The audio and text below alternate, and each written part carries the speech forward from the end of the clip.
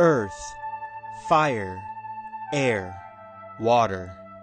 Elements all different and unique from one another, yet there was always a need for a balance between them all.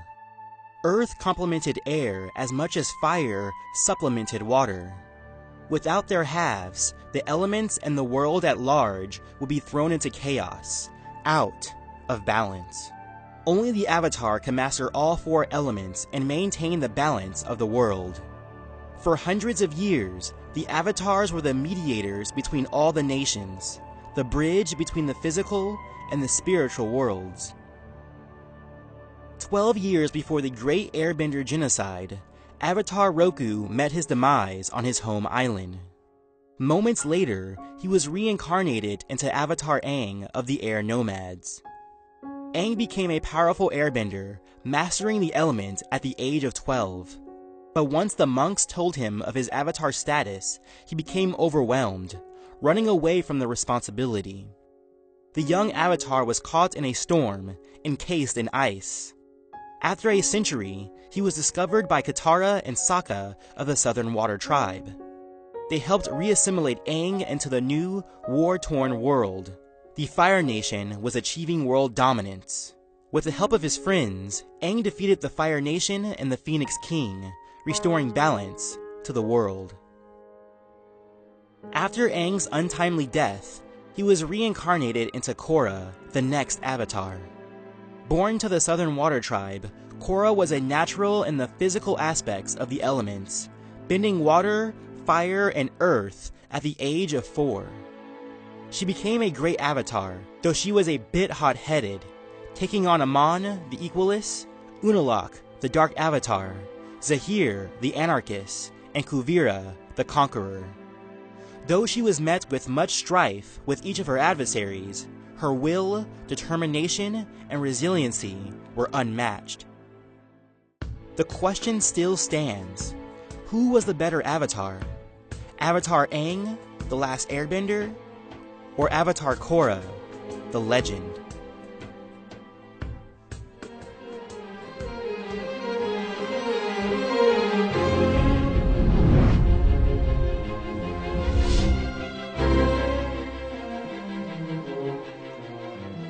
In this matchup, I will be comparing Aang and Korra as they appear at the end of their series. For Aang, this would be Book 3 of The Last Airbender. For Korra, this will be Book 4 of The Legend of Korra. Both will be fighting with no equipment, so Aang will be without his glider. At the age of 12, Aang's most notable physical attribute was his speed and agility. More often than not, he was evading the attacks of his foes, whether by way of jumps and leaps or body touch evasion. He was so light on his feet, even Toph could not pick him up with her sonar sight. However, he left a bit to be desired when it came to his strength and constitution. Aang does not get hit very often, but when he does, he usually is taken out of the fight, whether it be indefinite or momentarily. As noted by the White Lotus, the physical aspects of combat came natural to Korra. She was a tenacious fighter in both her speed and strength, fast enough to dodge enemy strikes, strong enough to tank them when she could not. Her reflexes were quite stellar, proficient in hand-to-hand martial arts. I believe this is attributed to her natural killer instinct. She had no quit in her. When tagged, she did not often stay down, willing herself to continue the fight. A physical bout between Aang and Korra would be a scrap between a light fighter and a medium-heavy fighter, respectively. Aang was extremely light on his feet, not often taking many hits. Korra was swift as well, but she certainly got hit more often. The disparity between the two came in their ability to take a hit. If Korra got a good hit on Aang, he would likely go down or be temporarily incapacitated. If Aang tagged Korra, she would likely brush it off and continue on.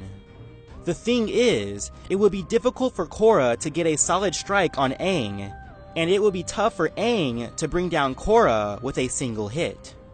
For me, I favor Korra's ability to take and dish out damage. I would give Korra the slight advantage for her physical abilities.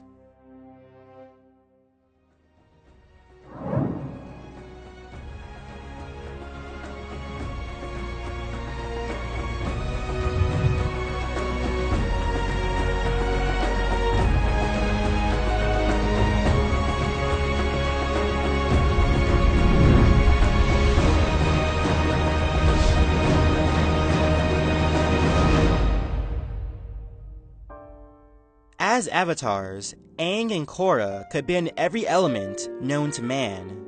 Because of this, I will break down each element in sections with separate verdicts.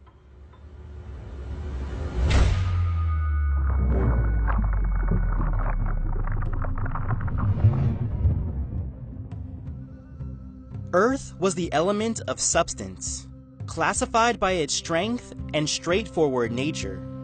The bedrock of earthbending was rooted around negative and positive Jing, the wisdom of knowing when to strike and when to evade. For Aang, Earth was the most difficult element to learn, as it was directly opposed to his style and personality. He was taught by the young prodigy Toph Beifong. Though she was blind, she could sense all movement around her through a sonar sense by way of the Earth. While difficult, in time, Aang adapted these methods. Despite the fact that Toph said his earthbending needed work, it served Aang well against Phoenix King Ozai. For Korra, she would be a natural talent with Earth. The principles of the style fell directly in line with her own personality.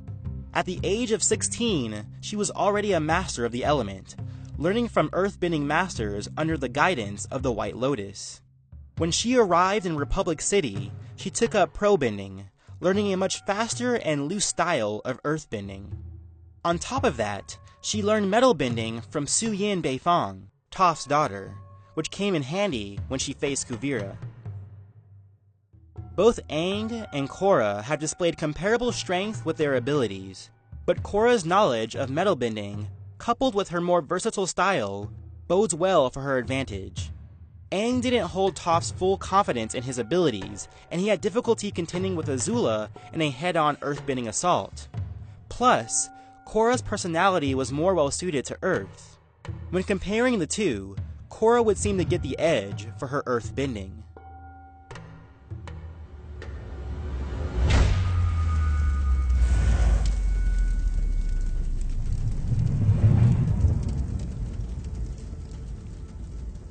Fire is the element of power, marked by its fierce energy and tenacious passion. The foundations of firebending were based around attack, drawing power from the sun and an individual's inner chi. Unlike Aang's initial discomfort with Earth, he was a natural talent with fire. However, his first use of firebending was overzealous, and he burned his best friend Katara. For a year, he swore never to use the element again, unable to contain its innate power. But when he met the last dragons with Zuko, he discovered that fire was not solely power, but life. While he was no firebending master by the end of his series, he finally had a grasp on the concepts of fire. Again, Korra was naturally gifted with fire.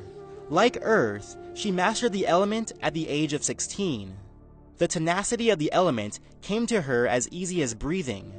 Not only was she capable of powerful, sustained fire blooms, but she was also very precise in her use. Firebending would often be her go-to element, even more so than her native water.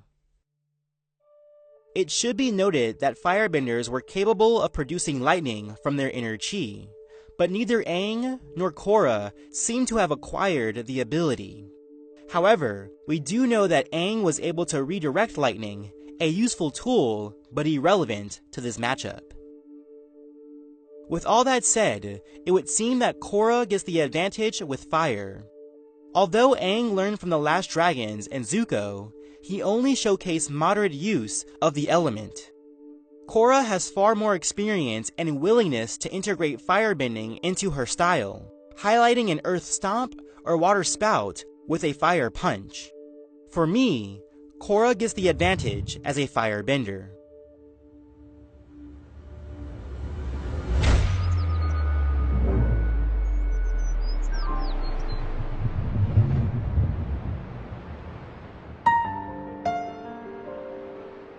Air is the element of freedom, defined by its spirituality and versatile dynamic. The basis of airbending came from the path of least resistance, favoring an almost exclusive defense. Obviously, being an air nomad for all his childhood, Aang would be a practiced bender of air. In fact, Aang was the youngest airbending master of the time, only 12 years old when he earned his mastery tattoos. Airbending was certainly Aang's go-to element, using it in all of his fights, almost exclusively. He could augment his physical speed with air, evading the strikes of his enemies. He was also quite creative with the element, creating air funnels and air scooters.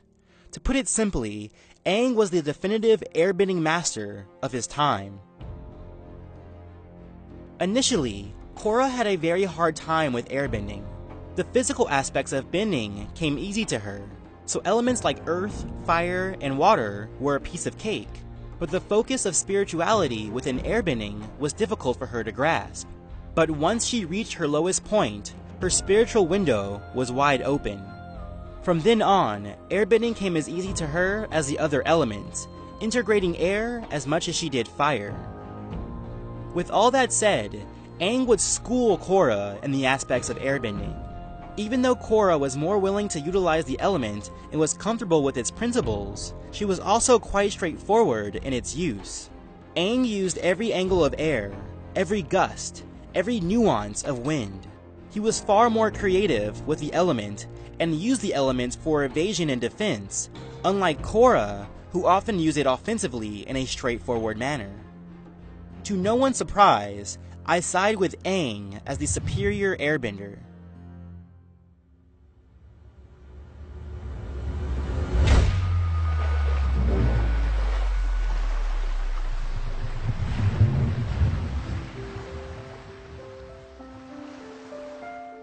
Water is the element of change, designated by its movement and adaptability.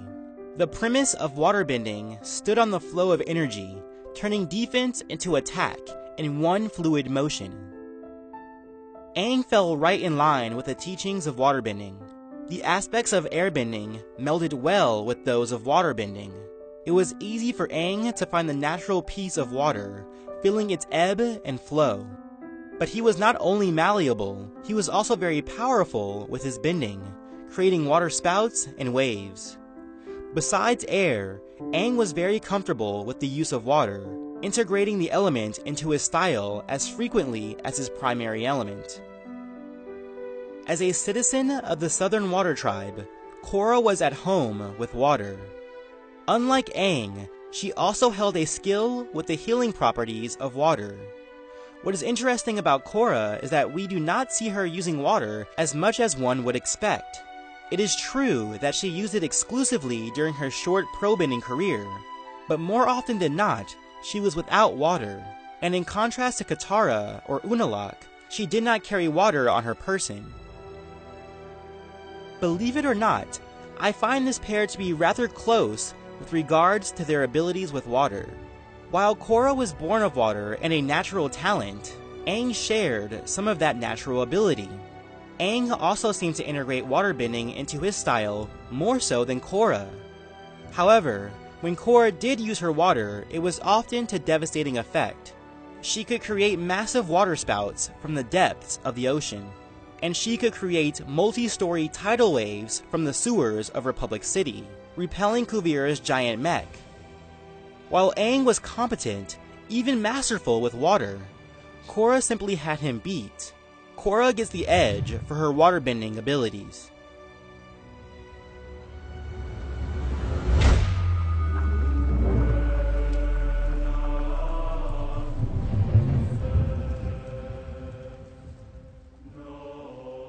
The Avatar state is effectively the element of balance. It is without dispute the strongest form of elemental bending, combining earth, fire, air, and water all in one. Not only was the Avatar state a boost to the elements, it has also provided a deeper connection to the energy of the spirit world.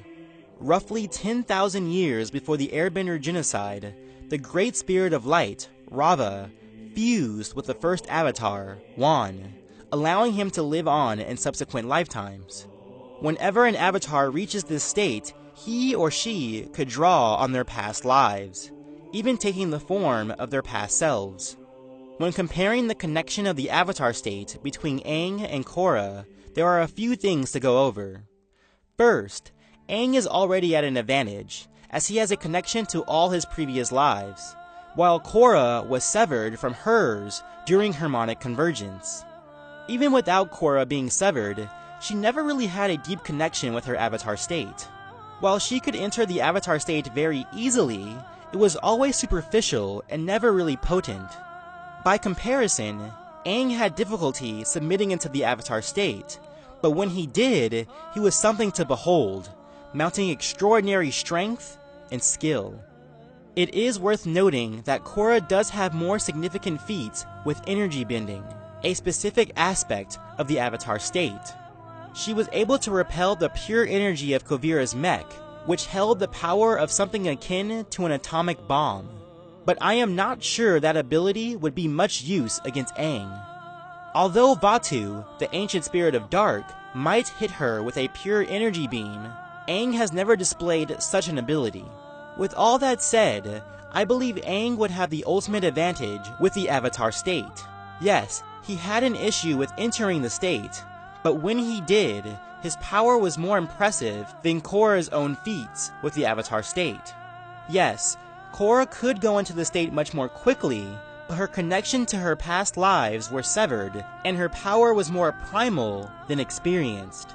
Raw, strong, and tenacious, but no match for the profound connection Aang had. Aang gets the edge for his avatar state. When assessing the overall bending abilities of these two characters, it really comes down to two categories: the physical elements and the avatar state. As noted, Korra was a natural prodigy of the physical aspects of being an avatar. Aside from the element of air, she had an inherent skill for bending, but she had very little touch with her spiritual side. Aang, in contradiction, was very in touch with his spirituality, but feared the power he possessed. For me, in an all-inclusive analysis, I do not see an edge for either opponent in the specific context.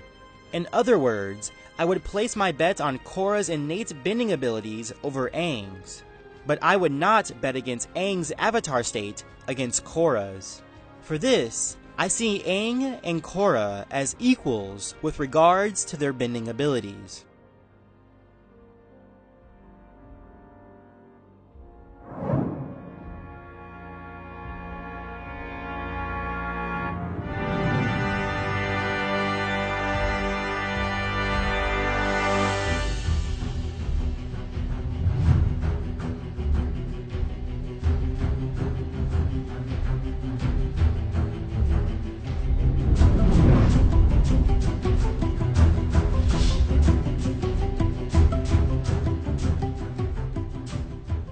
As a strategist, Aang was quick and clever, only using violence as a necessary defense. At his core, he was a pacifist.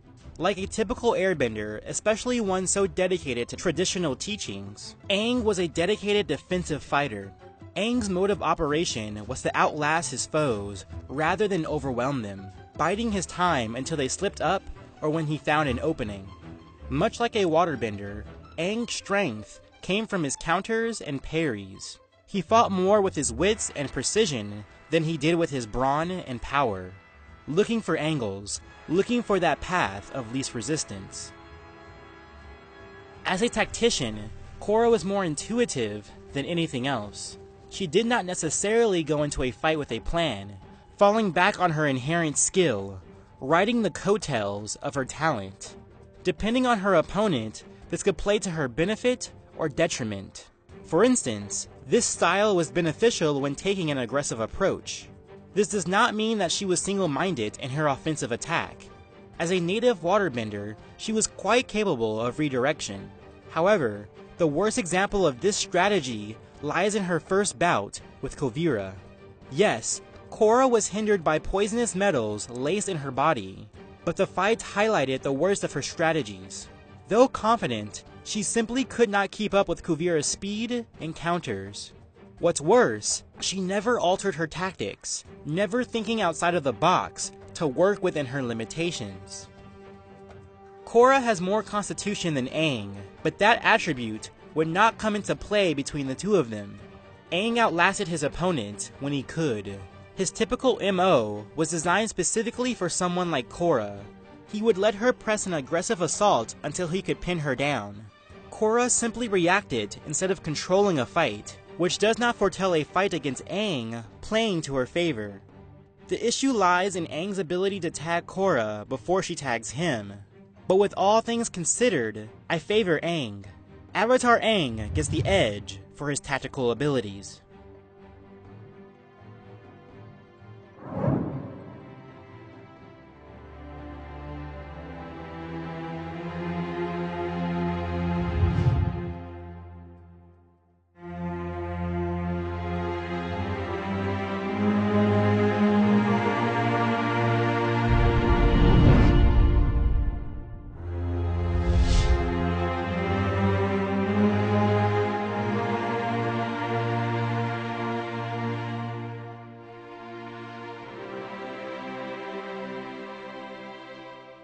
A fight between Aang and Korra would be a beautiful dance, the graceful wind versus the tenacious wave.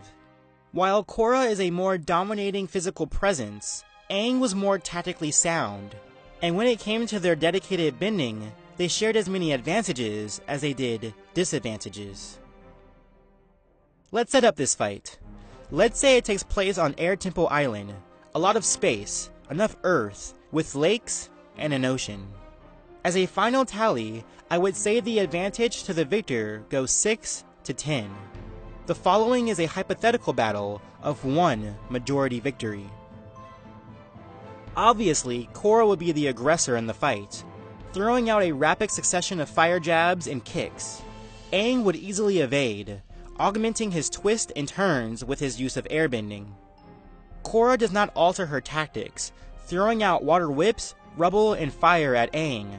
Her strikes are fast and accurate, but her attacks would be somewhat straightforward. Aang would narrowly dodge her attacks, leaping overhead or scooting away. Eventually, he would turn on Korra, looking for a unique angle to attack her from.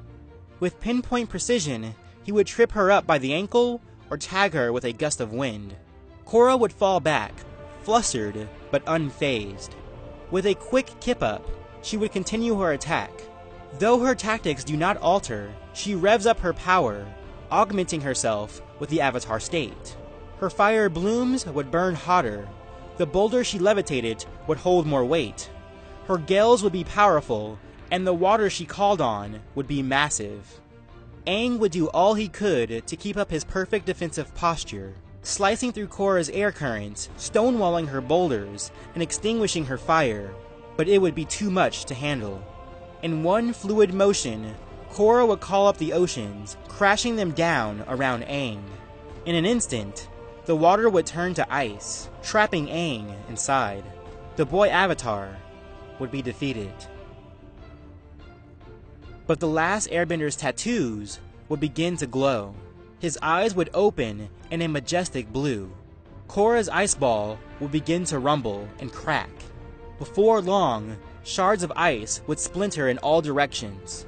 Korra would be thrown back, and Aang would emerge in a fully realized Avatar state, encased in an elemental ball. Earth, fire, air, and water, all working in concert. At this point, all Korra would do is evade. Aang's Avatar state would be unrelenting, much unlike the boy himself.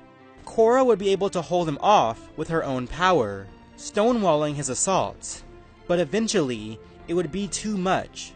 Korra would be overwhelmed and she would fall, defeated. And thus, I declare Avatar Aang the last airbender, the ultimate victor. Of course, this is all just my opinion.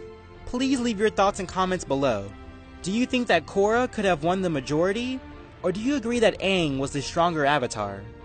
Peace, love, and remember, be water, my friend.